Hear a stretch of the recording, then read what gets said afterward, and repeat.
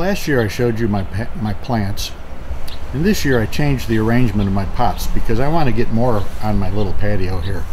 So we start off with a big tomato, window basil, got some lettuce growing in the ground beyond the basil, pepper plant, oregano. And this is an interesting phenomenon. We had one lettuce seed fall out of the package when I was planting these lettuces over here, and you can see that lettuce seed grew in the pot. Well, isn't that interesting that the lettuce seed in the pot got so much bigger than the lettuce on the ground? We're going to explain that in a minute as to why that occurs. Anyway, we're also growing some fennel, and then we have from seed we have broccoli, and then we have broccoli that's 6 weeks old, and that I bought plants, small plants, and you can see that those broccolis have quite a head start on the other broccolis.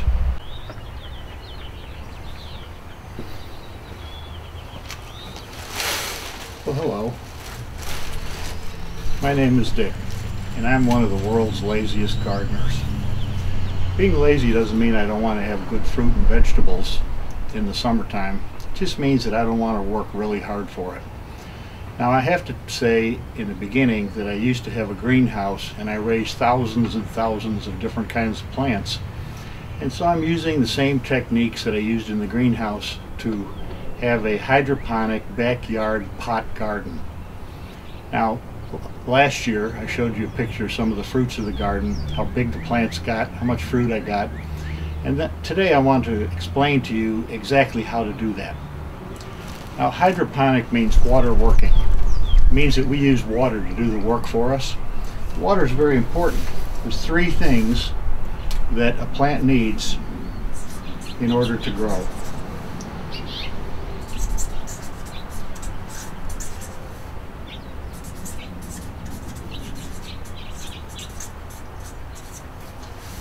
The plant roots need air, water, and nutrients. If any one of these is missing or in the wrong balance, the plant's not going to grow well, it's not going to fruit, it's going to have diseases, it's going to rot out, it's going to do all the things you don't want it to do. So how do we accomplish air, water, and nutrients at the same time? Well, let's talk about the nutrients. I've got a setup here to show you how I measure out my nutrients to go into a fertilizer injector, and every time I water the plants, it automatically puts nutrients into the plant water at the rate of 200 parts per million of nitrogen. So that's an important figure. You don't want to go beyond 200 ppm, and I'm going to show you how to get to 200 parts per million.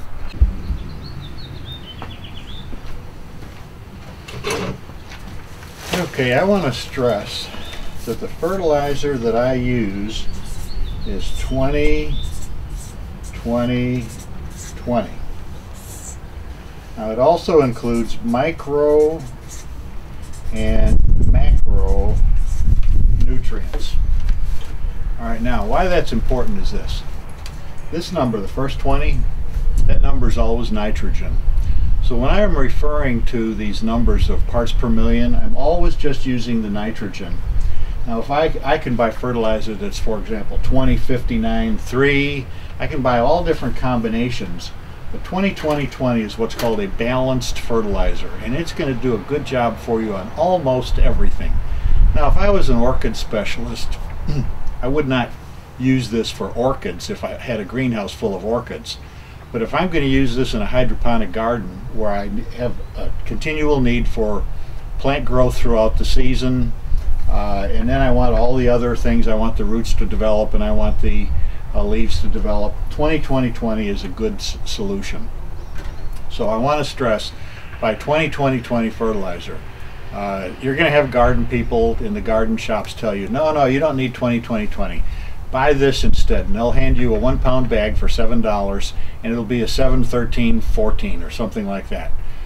But if you take my recommendation, buy co-op fertilizer, water soluble fertilizer, 20-20-20, use the measurements that I gave you, you're going to have a great garden from the fertilizer.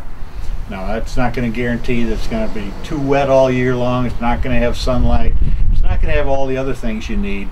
But basically your fertilizer will be in tune.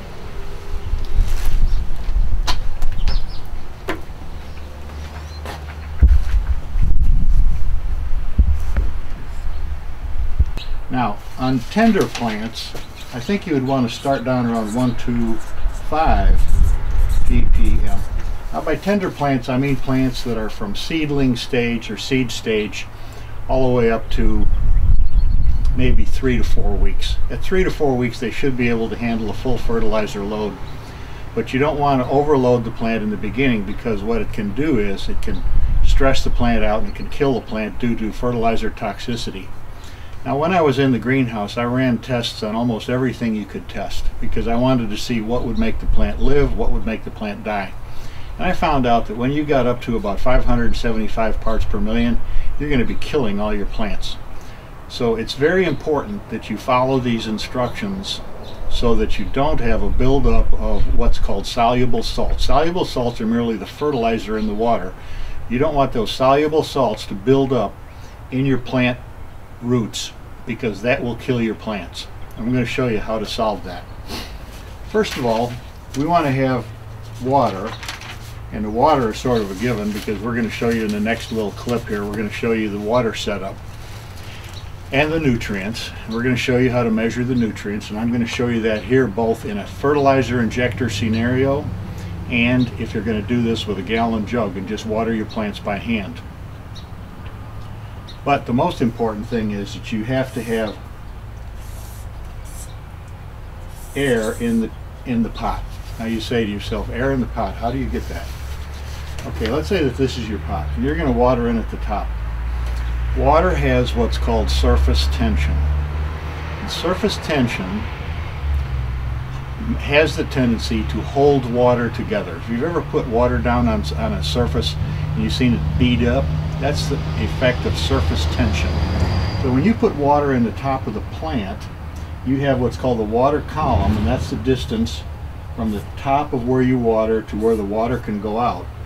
And depending on the length of that water column, it will actually, when you put the water into the plant, it will draw the water down so that the water starts here and it floods in here, floods in here, floods in here, floods in here, and then it starts to dry out up here, leaving water behind in the fibers of the media, the potting material, and pulls air down into the roots. So you get little air bubbles coming down into the roots.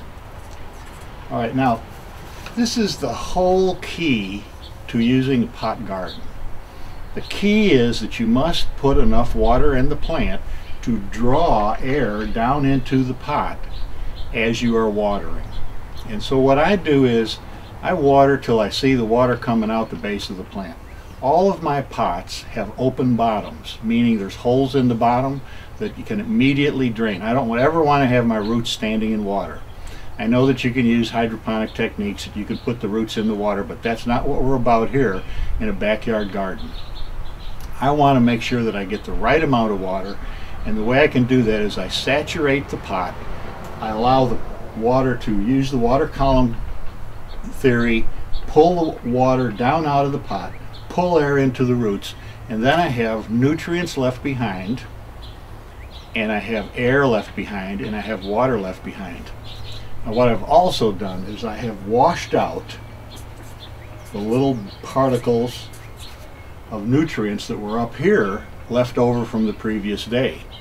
So what happens is, by flooding the pot, every time I flood the pot, I wash out the old nutrients and I bring in new nutrients, and I make sure that my plant is completely in balance. This is what a professional fertilizer irrigation system looks like. At the top we have the injector itself, and what it does is it draws water out of the pipe supply. The little red handle turns it on and off, and then it pumps it out into the hose. But in the meantime, it draws 1 part per 100. That is 1 ounce of fertilizer goes into 100 ounces of water. So it injects at a ratio of 1 to 100. Now, what's in there? This is very simple. What's in there, and it's ready to be recharged. What's in there is water and a water-soluble fertilizer.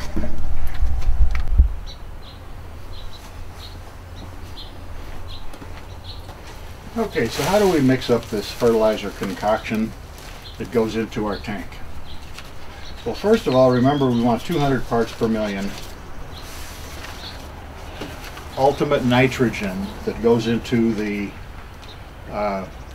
water, and that's what we use to go on. We go on to our plants.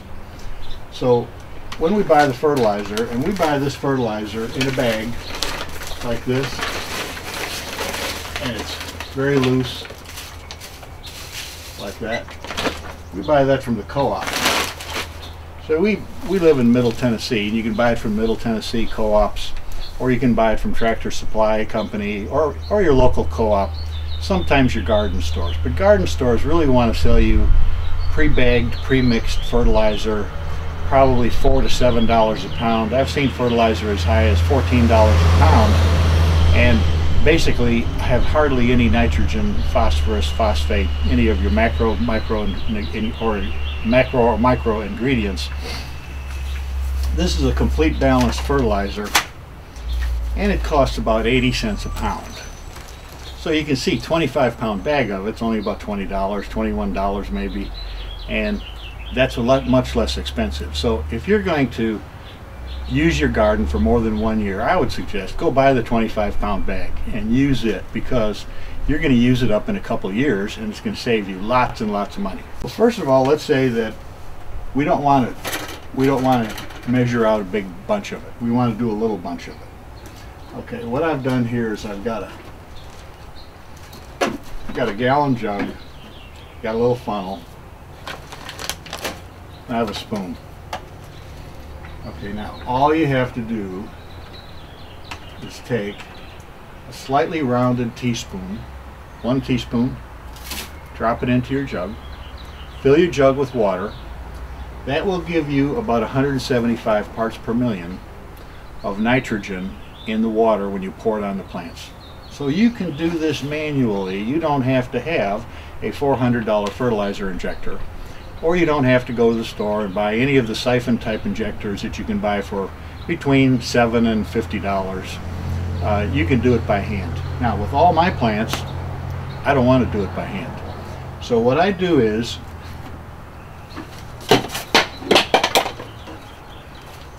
little equipment failure there. What I do is I weigh out 13.5 ounces. Now this is important. Anytime you see a direction that says ounces and it's a dry material, you weigh it.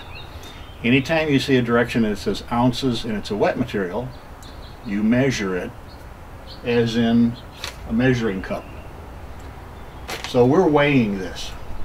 So 13.5 ounces times 3, because I'm going to make a 3-gallon mix out of this mix. 13.5 ounces times 3 tells me that I need about 2.5 pounds, just slightly over 2.5 pounds in my water, and that water is 3 gallons. Now when I mix that all up and I spray out my water onto the plants, I'm going to have a perfect 175 to 200 parts per million of water. That's exactly what I want. It's going to water the plants, it's going to draw the air down into the plants, and it's going to provide me a bountiful, bountiful harvest for the rest of the year.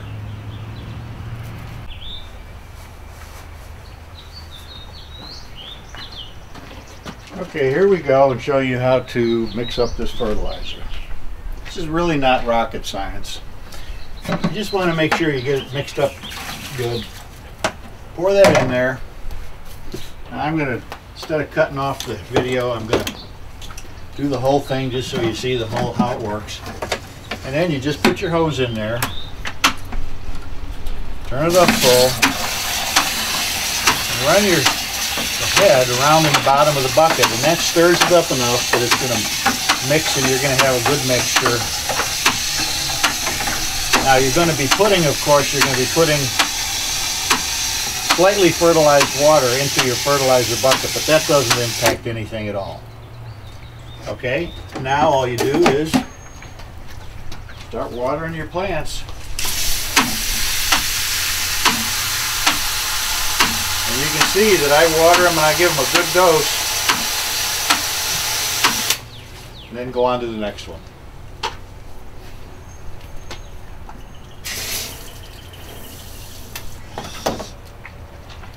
Okay, let's talk about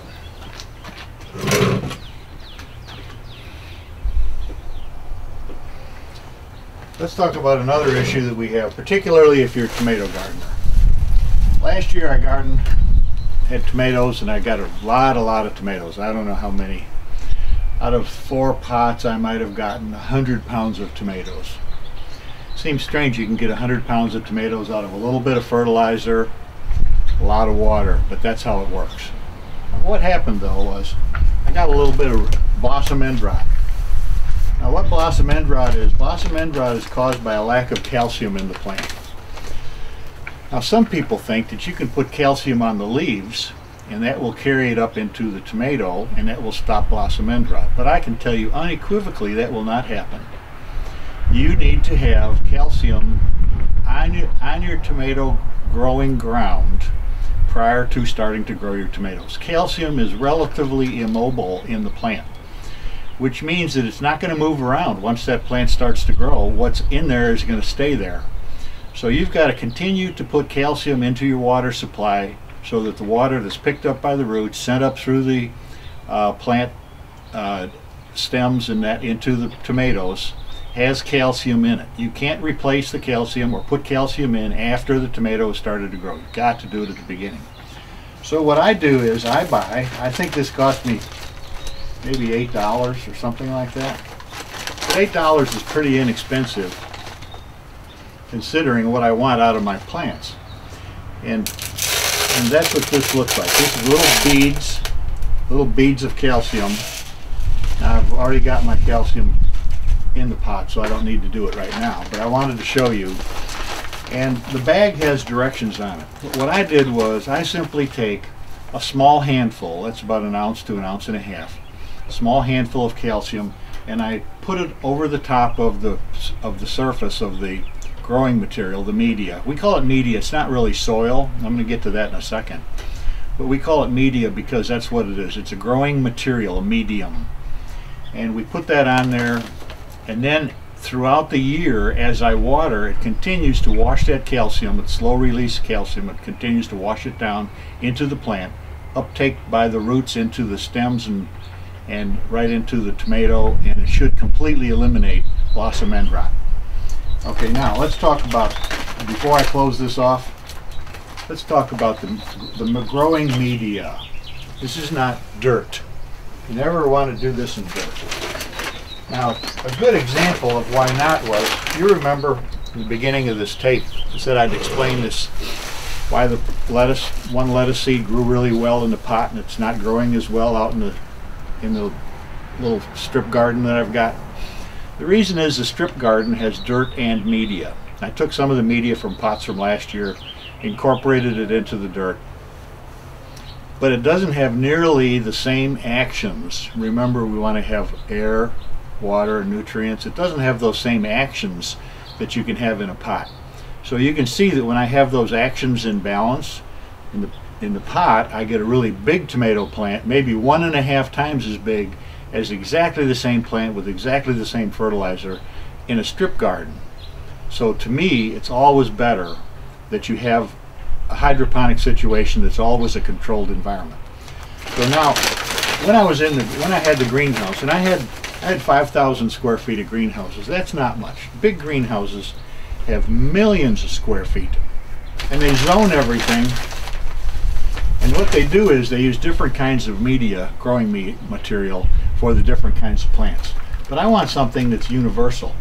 So I just went down to my local store, be it Lowe's, Home Depot, Walmart, Kmart, Target, whoever, and I bought some growing material. And what I like to buy is something that's nice and loose like this.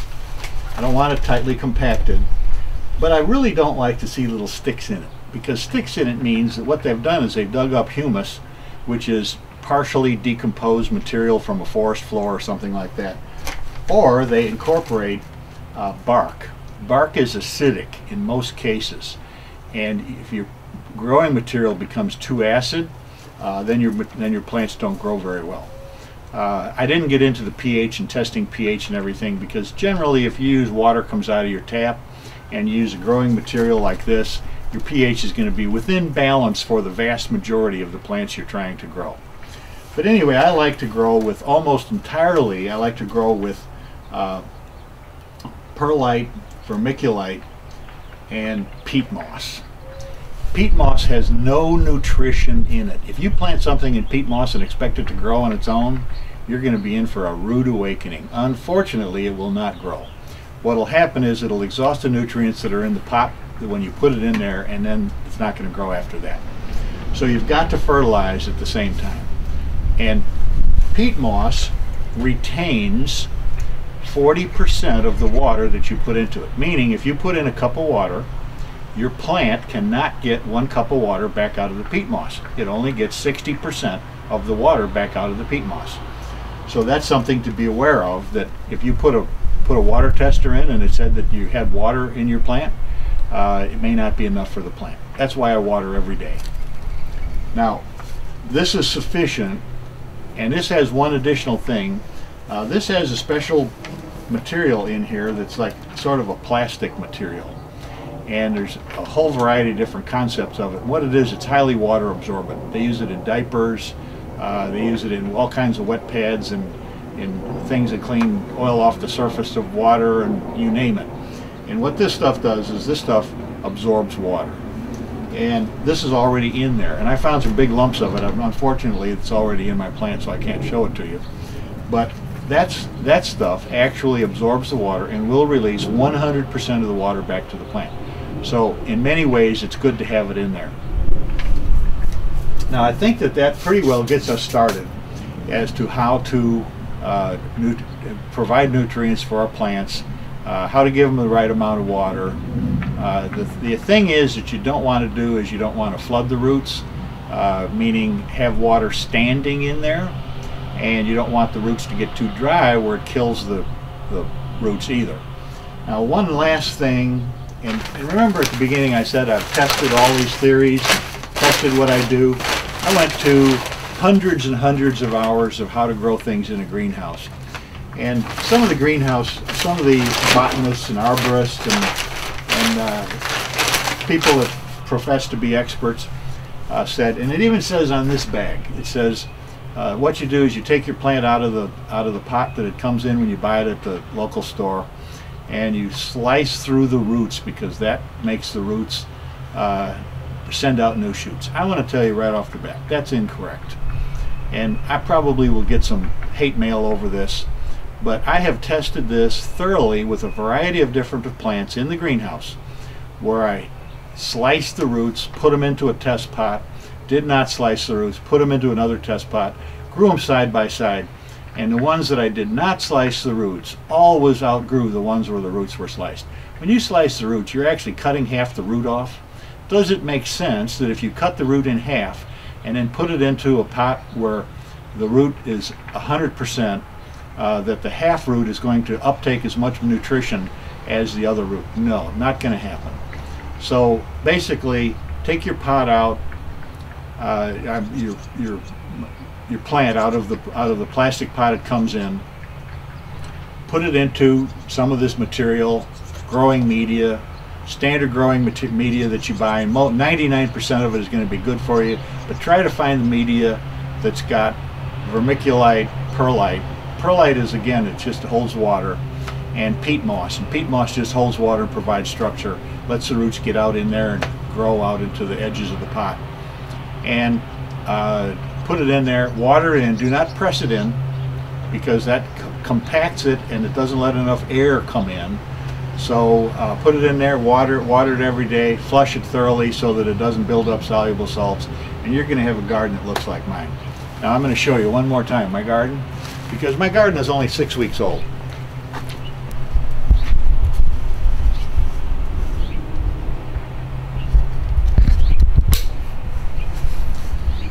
Now my garden being 6 weeks old, This is a little rosemary plant that I had from last year. And these were volunteer mums that were in a pot last year. And that was the original mum there. You can see that's a pretty big mum. And then this is the little mums that I split out because I wanted to have more than one pot of them. There's some basil from seed, some sweet marjoram from seed. Here we have thyme, and that's from seed. And then we have here a failure, spearmint. Spearmint did not grow. Some strange reason it didn't grow. Then over here we have some oregano. Yum yum, I can't wait for that oregano. And then we have, remember that lettuce plant? That lettuce is 1.5 times at least as big as those lettuces in the ground. I'm really looking forward to this too. I've never grown fennel before, but it tastes just wonderful. I've already taken a couple nips of it. Just ate it right out of the garden. It's really delicious. So anyway, that's my garden. I'll make another video toward the end of the year just to show you how everything turned out.